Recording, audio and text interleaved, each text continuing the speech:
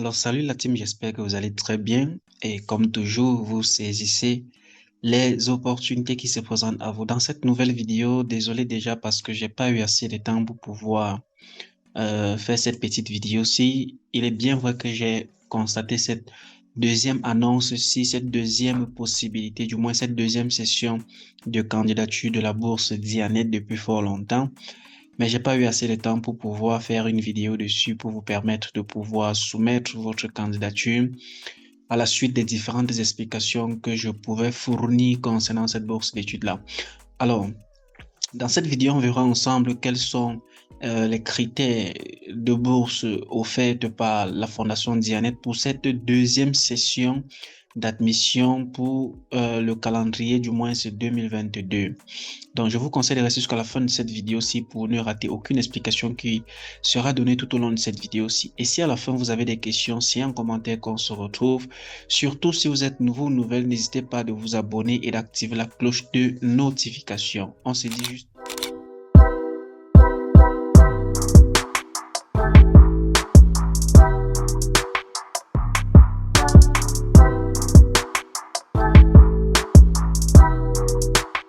une fois de plus, les amis, pour ceux qui ne connaissent pas la Fondation Dianet, la Fondation Dianet est une très grande fondation privée ici en Turquie qui décide chaque année d'offrir des bourses d'études pour ceux-là qui veulent venir étudier dans le domaine, dans des domaines très divers, parce qu'on ne parle pas juste du domaine théologie, on parle des domaines scientifiques aussi. Alors, cette fondation offre des bourses pour ceux-là qui étudient dans des lycées, c'est-à-dire du secondaire jusqu'au supérieur. Elle offre des bourses à ceux-là qui étudient dans les lycées. Elle offre des bourses pour ceux-là qui font licence, master et doctorat. Alors, pour cette deuxième session, on va commencer d'abord par le calendrier. Cette année-ci, elle a décidé de lancer deux sessions. On va commencer par le calendrier disponible actuellement. Donc, du 19 août jusqu'au 19 septembre 2022, vous avez le Prospective Student Application Process. Donc, il y a une période de candidature. Ça veut dire que la bourse, normalement, a été lancée depuis le 19 août, c'est-à-dire elle a été ouverte depuis le 19 août, mais faute de temps, j'ai pas pu faire une vidéo dessus. Elle fermera d'ici le 19 septembre. Donc, supposons que vous avez plus ou moins 19 jours ou 18 jours pour pouvoir soumettre votre candidature. Alors, le Application Evaluation, c'est entre le 19 et le 25 septembre 2022. Il est à rappeler que vous soyez en Turquie ou hors de la Turquie, vous avez la possibilité de pouvoir postuler à cette bourse d'études-là. Alors, Candidate Student Interview Process. Les interviews auront lieu du 26 au 07 octobre. Vous voyez, les calendriers sont très proches. Cette deuxième session sera très, très rapide. Les évaluations des interviews aura lieu entre le 7 et le 11 octobre 2022 et puis l'annonce des résultats le 11 octobre, donc qui est juste 3 mois bien après. Lorsqu'on essaie de regarder le temps qui nous reste, du moins au moment où je tourne cette vidéo, s'il reste 17 jours plus ou moins. Donc, comment est-ce que vous pourriez faire pour soumettre votre candidature pour cette bourse d'études-là? Je tiens d'abord à rappeler que pour cela, vous avez besoin de créer un compte. Mais avant que je ne vous montre à quoi le compte ressemble ou comment faire pour créer votre compte, on va d'abord voir en ce qui concerne l'annonce de la bourse d'études, qu'est-ce qu'elle couvre, qu'est-ce qu'elle prend en charge. Alors, nous sommes ici. Là, c'est en langue turque. Bon, puisque vous ne comprenez pas la langue turque, on va essayer de voir si on peut traduire cela soit en anglais. Je pense qu'en anglais, c'est plus explicite. Je vais lire et vous traduire cela. Alors, pour l'année 2022, la deuxième session des applications pour cette bourse d'études est ouverte du 19 août au 19 septembre 2022. Je pense qu'on a déjà vu cela.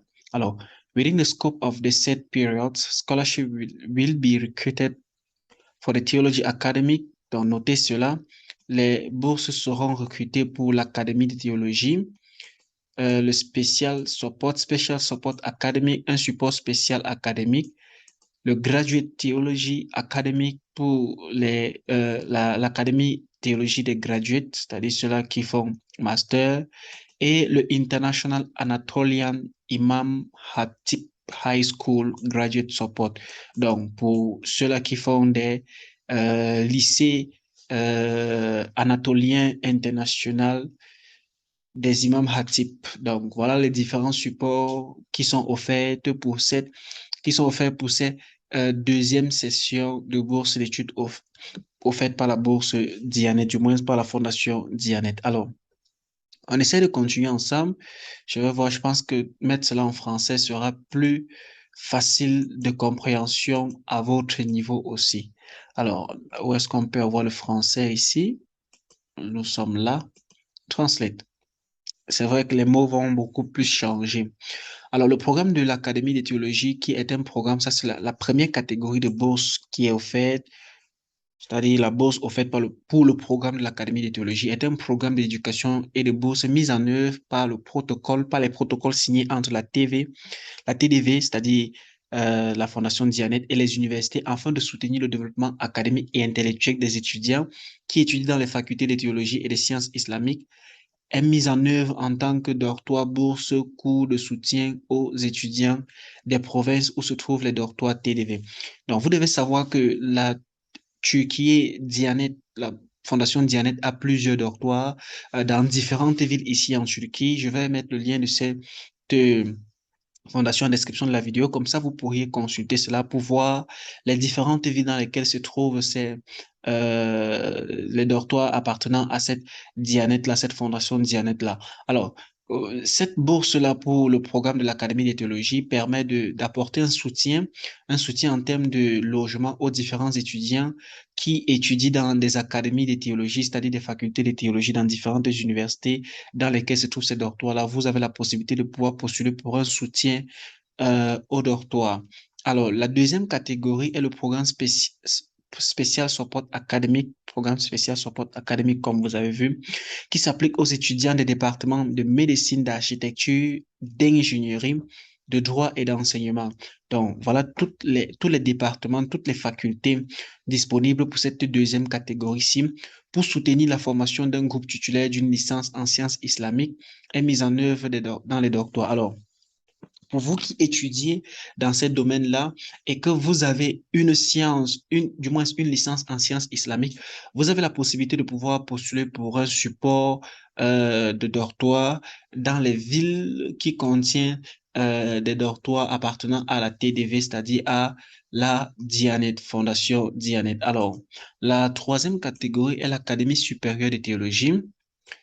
D'autre part, permet aux étudiants dans les domaines de la théologie et au niveau universitaire d'accéder à la formation, à l'information en utilisant des méthodes de recherche scientifique, de compiler des informations, d'acquérir la capacité d'interpréter, d'évaluer, de mener des recherches indépendantes, de résoudre des problèmes scientifiques, d'interpréter les données avec une perspective large, d'analyser et de réaliser de nouvelles synthèses.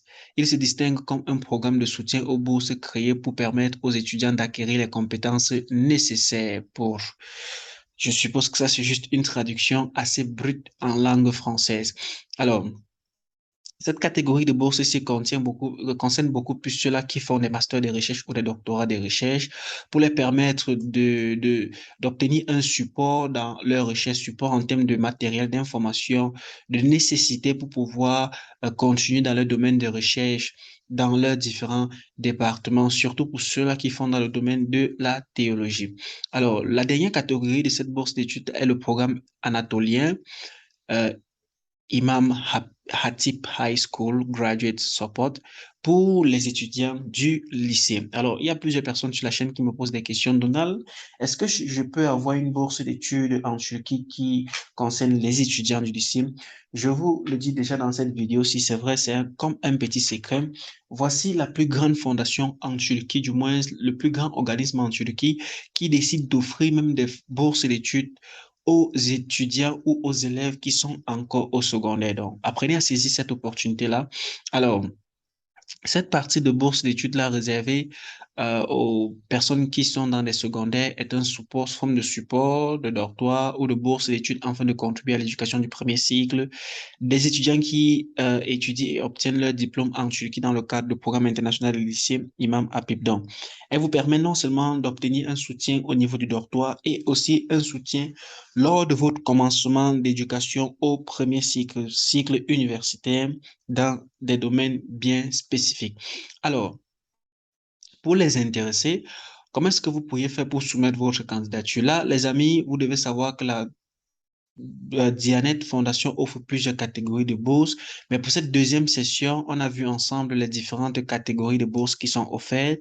Si vous essayez, avant toutefois de continuer la vidéo, si vous essayez de venir dans cette partie-ci, programme de bourse, je pense qu'ici, vous ou allons directement à domicile, vous allez voir les différents domaines de bourse d'études qui sont généralement offerts par cette fondation-là. Vous allez voir tout cela cité ici, là. Mais pour cette deuxième partie-ci, il y a juste une catégorie de bourse d'études qui est offerte aux différents étudiants étant déjà en Turquie ou étudiants dans des universités ici en Turquie. Alors, pour vous qui voulez soumettre votre candidature, vous partez juste ici sur Application and Login.